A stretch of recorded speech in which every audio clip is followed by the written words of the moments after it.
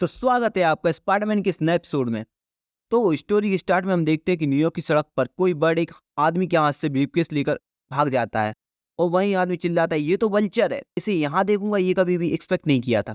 एक बोला कि मुझे तो विश्वास ही नहीं हो रहा है कि ये एग्जिस्ट भी करता है। एक औरत बोली, ये बिल्कुल इम्पॉसिबल है कि कोई इतनी बड़ी बॉडी के साथ इतनी आसानी से और बिना किसी साउंड के आसमान में उड़ रहा है।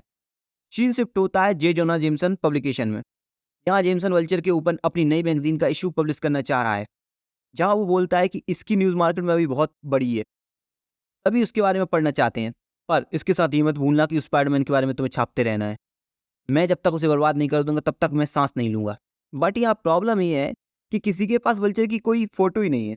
जेमसन ने तो बोल दिया, फोटो लेके आओ, मैं नया एडिटर देख लेता हूँ फिर।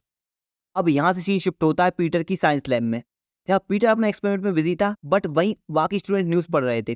जहाँ बाकी स्टूडेंट न्यूज़पेपर में पढ़कर बता रहे हैं कि अगर कोई भी उन्हें वल्चर की फोटो लाके दे तो उसे वो अच्छा खासा उसका प्राइस पे करेंगे। मैगजीन्स ऐसी फोटो के लिए मुंह मांगा प्राइस देने को तैयार है। और मुझे पता है कि ऐसी फोटोज कैसे मिलेंगी, कहाँ मिलेंगी। और जैसे ही स्कूल एंड हुआ वैसे ही वो आंट मे के पास भागता हुआ गया और उनसे बोला कि मुझे अंकल वैन का कैमरा चाहिए। आंट ने कैमरा ढूंढ के पीटर को दे दिया। पीटर ने कहा कि आंट, ये कैमरा हमारे खर्चों में बहुत मदद करने वाला है। अगले ही पल पीटर अपने रूम में स्पाइडरमैन बनता है और सोचता है कैसे वो उस वल्चर की फोटोज क्लिक करेगा। अगला सीन शिफ्ट होता है वल्चर के ठिकाने पर, जहाँ वो अपने अगले शिकार की प्लानिंग कर रहा है। जहाँ उसे पता चलता है कि करोड़ों के हीरो को शिफ्ट किया जा रहा है। देखो, ये भी कोई पेपर में डालने वाली चीज़ है।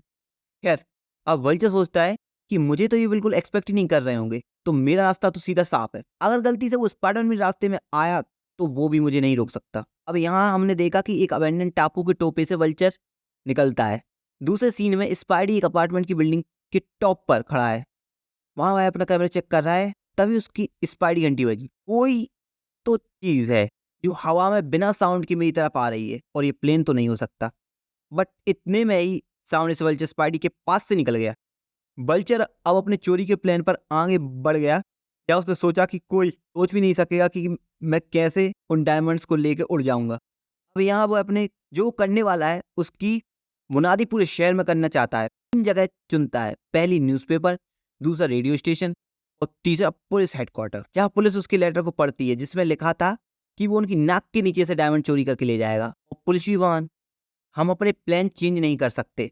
अब ये सब करने के बाद वल्चर सोच रहा है कि उसने अपना तीर छोड़ दिया है, और अगर ये तीर सही जगह लगा तो उसका खौफ पूरी सिटी में बढ़ जाएगा। और वहीं दूसरी साइड खड़ा स्पाइडरमैन सोच रहा है कि अगर किसी इसकी फोटोज मिल जाए तो अच्छा खासा माल मिल जाएगा। बट क्लोजअप पिक्चर लेने के चक्कर में स्पाइडी का पैर फिसला और वो आवाज वल्चर के कानों में पहुंच गई। हवा की तेजी से वल्चर घूमा। यहाँ स्पाइडरमैन सोच ही रहा था कि वल्चर कहाँ गया, तभी एक तेज किक स्पाइडी के पीछे पड़ी और कैमरा हाथ से छूट गया और स्पाइडरमैन वहीं ढेर हो गया। और बोला, एक बार मैं इसे रास्ते से हटा दूं फिर कोई मुझे परेशान करने वाला नहीं बचेगा, और जो हैं वो सोचेंगे भी नहीं। और वहां से उड़ गया। बट जैसे ही टंकी का ठंडा पानी स्पाइडी की बॉडी पे लगा, उसे सडनली होश आ गया और वहां वो अपनी गलती और केयरलेसनेस को लाइज करके अपने आप पे ही गुस्सा होने लगा। बट अब क्या?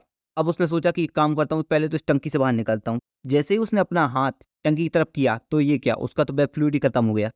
वाटर टैंक्स की वॉल्स वेट होने की वजह से वो वॉल्स भी क्लाइम नहीं कर पा रहा था। अब कुछ देर सोचने के बाद स्पाइडी पानी में नीचे गया और नीचे से पूरी पावर के साथ ऊपर की तरफ जंप लगा दी और वाटर टैंक से बाहर आ गया। और बाहर आते ही सबसे पहले उसने अपना कैमरा ढूंढा और वल्चर के बारे में सोचा कि कैसे उसने इतनी साइलेंटली फ्लाइंग टेक्निक निकाली। अब सीन शिफ्ट होता है पीटर के रूम में, जहाँ पीटर सोच रहा है कि किसी जहाँ वो जिमसन की नाव मैगजीन को अपनी फोटो सेल करने का डिसाइड करता है, उसी के साथ वो अपनी कॉस्ट्यूम में भी चेंजेस करता है। जहाँ एक बेल्ट डिज़ाइन करता है, जहाँ वो अपनी एक्स्ट्रा वेब फ्लूइड्स और कैमरे को फिट करेगा, और उसी के साथ वो एक डिवाइस बनाता है वल्चर से लड़ने के लिए। ये सब डन करने के बाद वो अगले दिन जेमसन को कॉल मिलाता है। वो बताता है कि उसके पास वल्चर की कुछ रिलीज फोटोग्राफ्स हैं।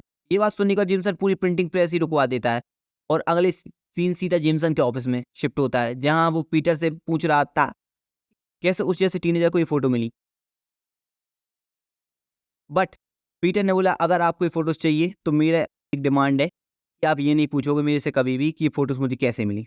तो इस पर उसने बोला कि मुझे इसमें कोई प्रॉब्लम नहीं है, मुझे बस फोटोज से मतलब है कि कल की मैगजीन मार्केट में जाते ही सोल्ड आउट हो जाएगी।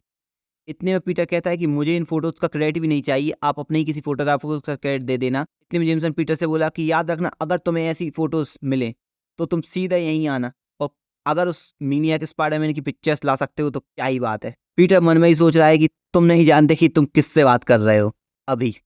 अब अगले दिन स्कूल में सभी एकदम तैयार, सबको इंतजार था वल्चर का। पुलिस, मीडिया, पीटर, उसके फ्रेंड्स सब आसमान में देख रहे थे कि कहाँ से वल्चर आ सकता है।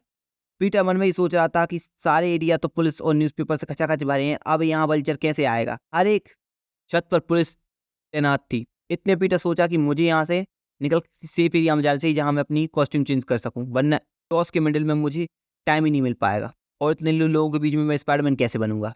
कुछ देर बाद जेरी का ट्रक अपनी लोकेशन पर आता है और सब पुलिस वालों से घेर कर खड़े रहते हैं, और अब तक वल्चर का कहीं नामो निशान ही नहीं था। पुलिस चारों ओर हवा में देख रही थी, बट ये क्या।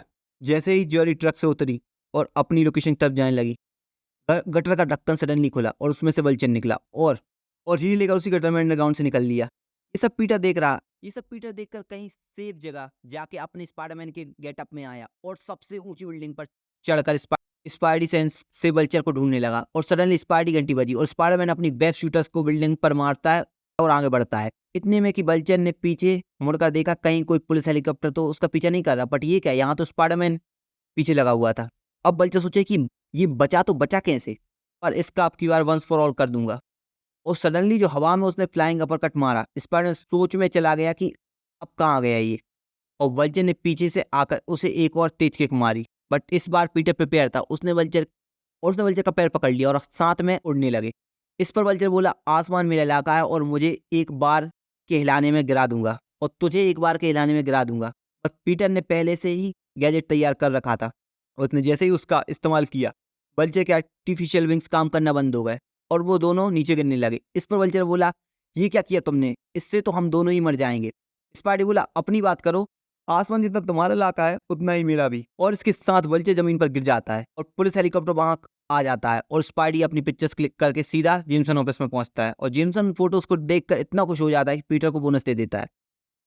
अब पीटर घर आने के बाद अपनी आंट से कहता है कि आंट, तुम्हें किसी चीज़ की चिंता करने की कोई ज़रूरत नहीं, हम पूरे साल का रेंट एक बार में ही भर देंगे। और दूसरी तरफ जेल में वल्चर स्पाइडरमैन, आज नहीं तो कल मैं इस जेल से बाहर निकलूंगा और मैं ऐसी फ्लाइंग पावर डेवलप करूंगा तुम भी उसका कुछ नहीं कर सकते। स्पाइडरमैन